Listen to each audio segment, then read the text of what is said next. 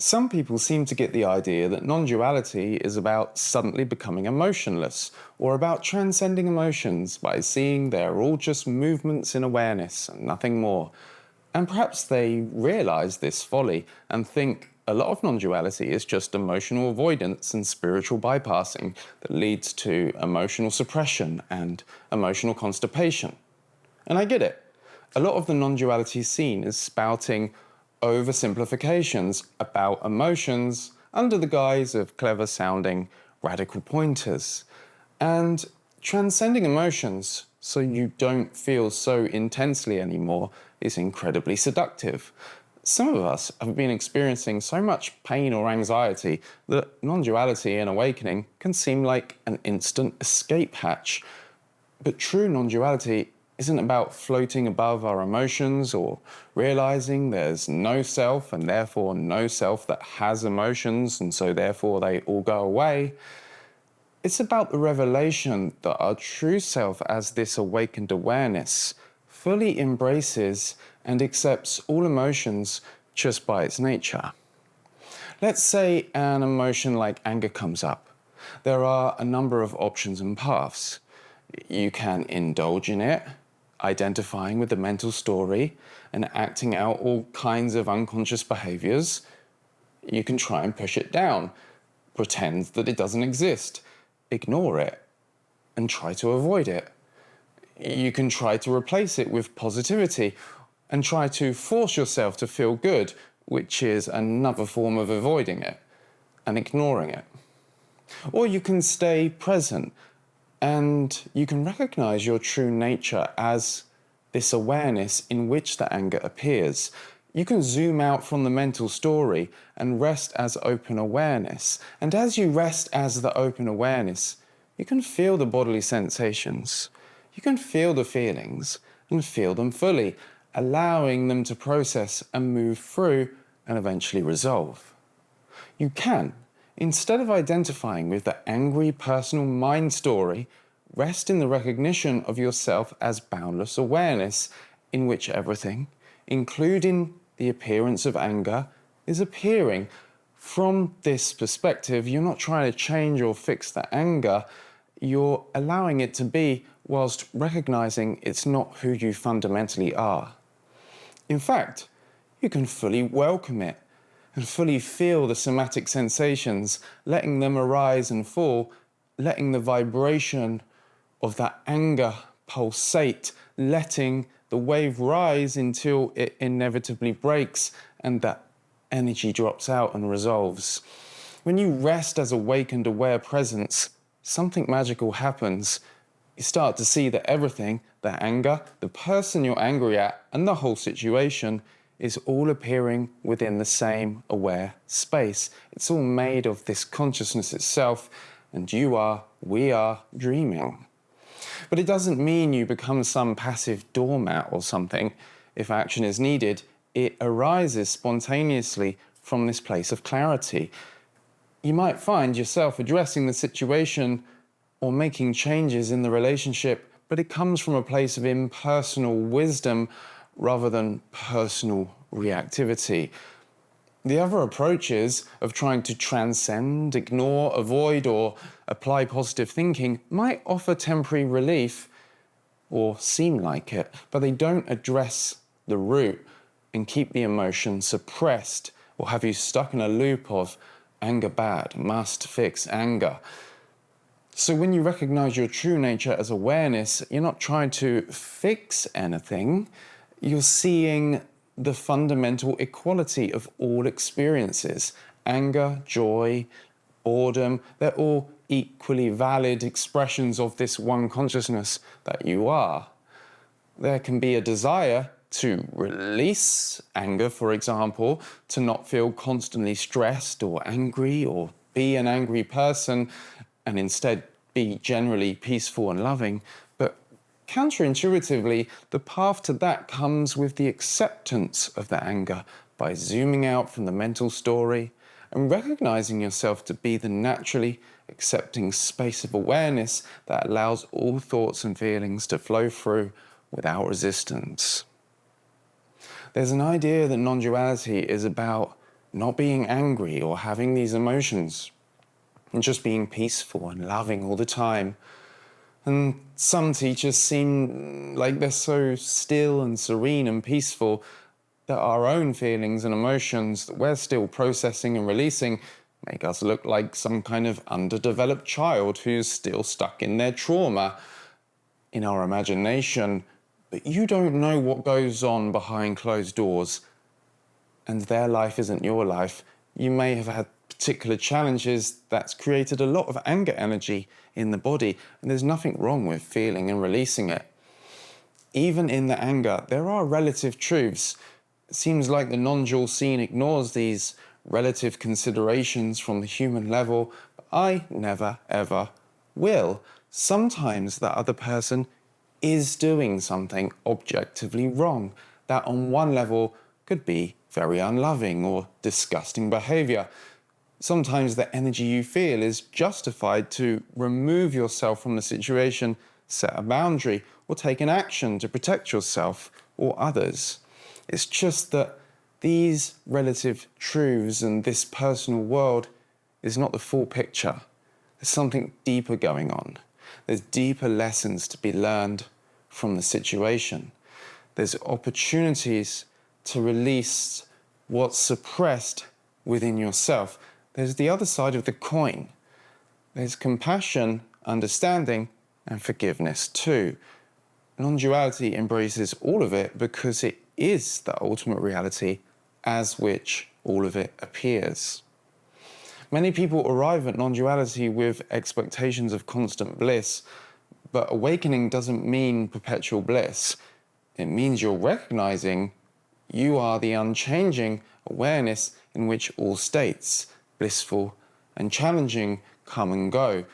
This understanding brings a profound okayness with whatever arises, not a permanent high, although counterintuitively, in our acceptance of contentment and peace, blissful high-feeling states can manifest, but we don't try to hold on to them.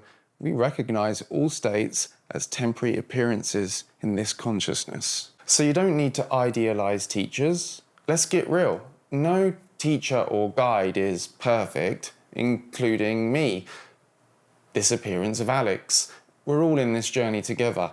True non-duality is seeing the true equalness in everything, and that the same infinite consciousness shines as all apparent teachers and students alike. So don't put anyone on a pedestal. Instead, recognize the divine is playing all roles.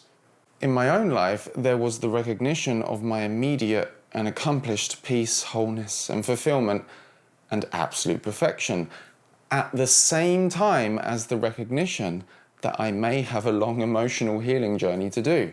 These things are not mutually exclusive. It's about being able to entertain multiple ideas at once. It's about being able to embrace absolute perfection at the same time as recognizing things can develop, improve, and evolve, and that there's a whole fun and joy and unfolding in the process. If you recognize you have a lot of suppressed emotions that need to be released, you're not necessarily saying they need to be released for you to awaken or feel whole or recognize and access unconditional peace. Your true nature doesn't need anything. You're just recognizing that in order for your body and nervous system to feel fully calm, you might need to heal and release some suppressed feelings or traumas, as in, that's what's required. Just like to get to work, you might need to drive your car to work, but it's all embraced in the needlessness of awakened awareness. It seems paradoxical, but actually, it's quite simple at its core. Non-duality embraces all, that's all. So, for example, saying there's no sufferer is pointing through the illusion of the limited separate self.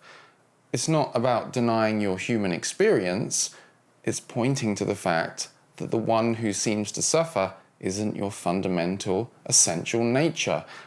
You are the space in which the painful or uncomfortable feelings appear and disappear without being harmed by them. Resting as awakened awareness can allow you to process the feelings more effectively, you see. You might need a more nuanced approach than simply resting as awareness, just as a car might need specific skilled love and attention to fix it.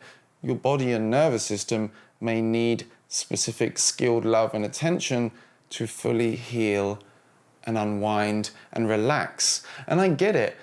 Not a lot of non-duality or New Age teachers tell you how to do it.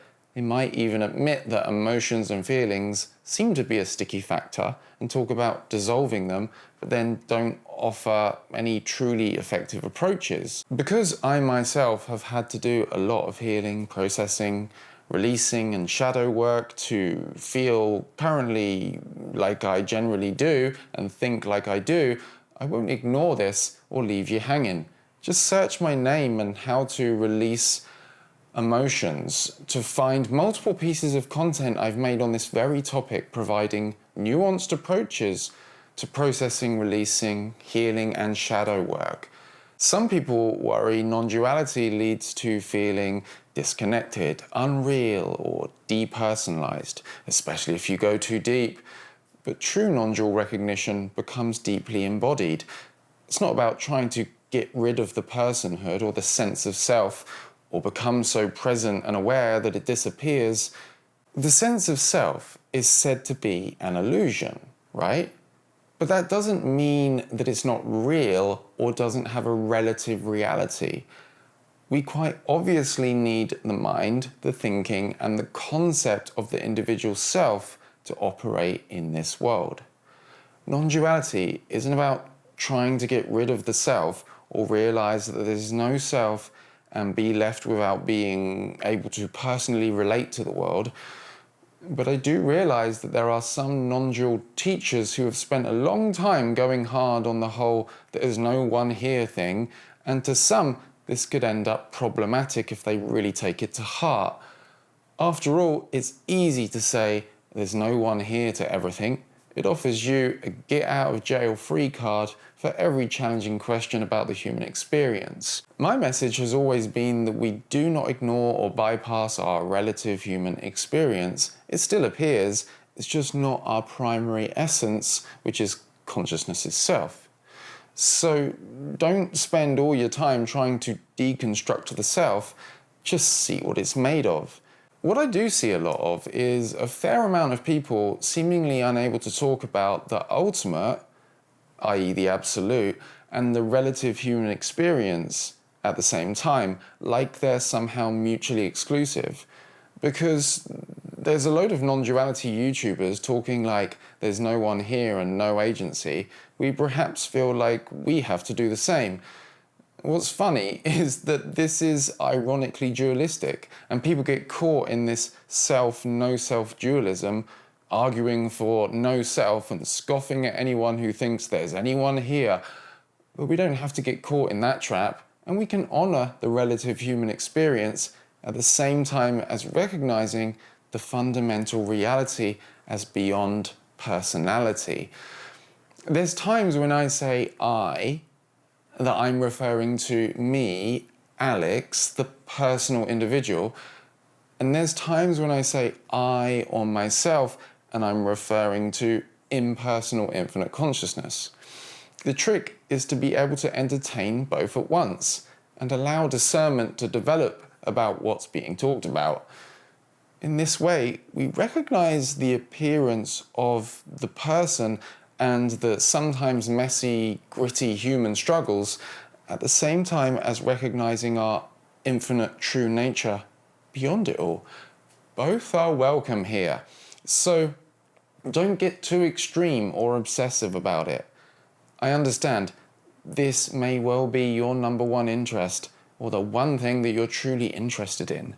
You've seen through all the other illusions that true peace and happiness is going to come from the external world, in money, relationships, or material things. And so you know you must access something deeper. All of this fuels your interest even more because you see through the illusions that what you want is going to come from elsewhere.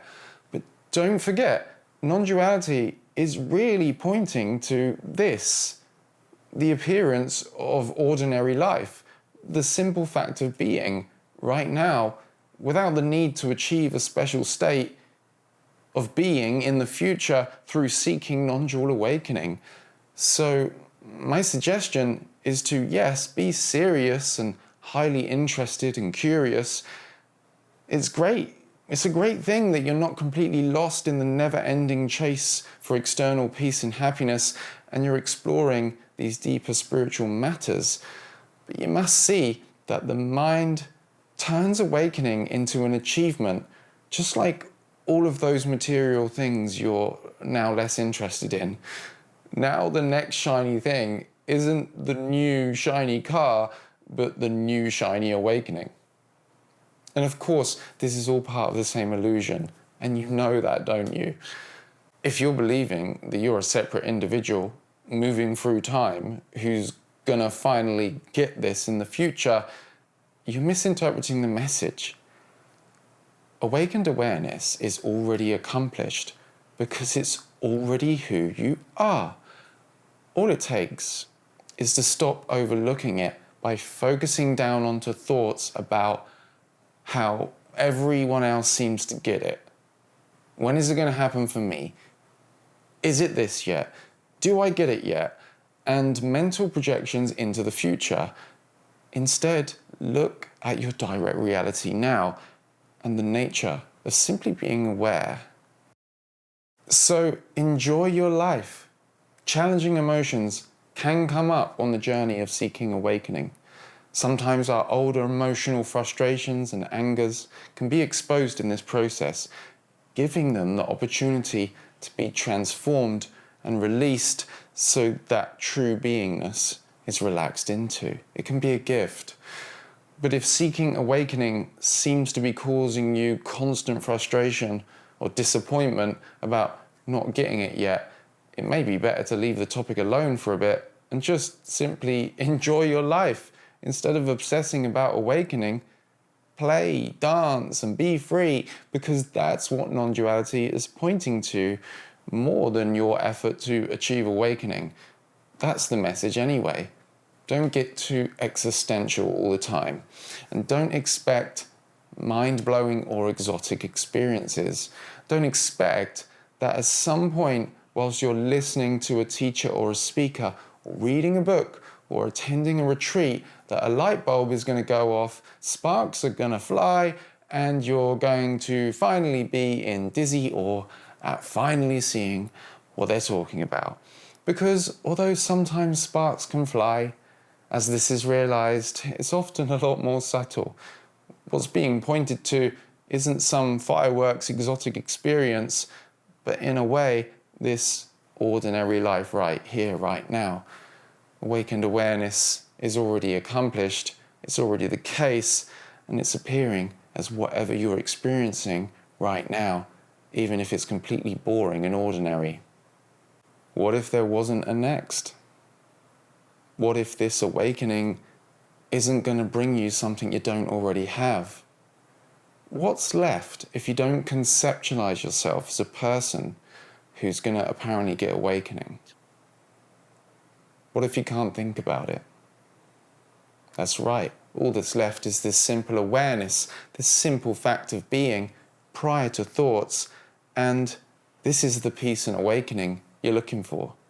It might not be fireworks right away, it might be subtle, but you don't know how it's going to blossom in time if you never trust it, and you're always looking for something else, something more, the next experience. And you trust it by realizing you're not a thought in the mind that has to trust anything, and that sinking back as this beingness that you are already is trust. Distrust, confusions, and doubts are all in the thinking, in the mind activity. Before all of that, there is simply what is, which is beyond concepts of needing to trust or to stop doubting. It's simply the flow of life, flowing with no separate individual questioning it all the time. So have fun with non-duality and love both being aware of non-dual consciousness and the human experience, because even if you are the infinite consciousness that transcends it, this is what you're currently appearing as. This is the current dream of human experience. So rejoice in it and engage in it like there's no tomorrow. Because whilst resting as awakened awareness, the wisdom about what to do in your human experience will naturally appear.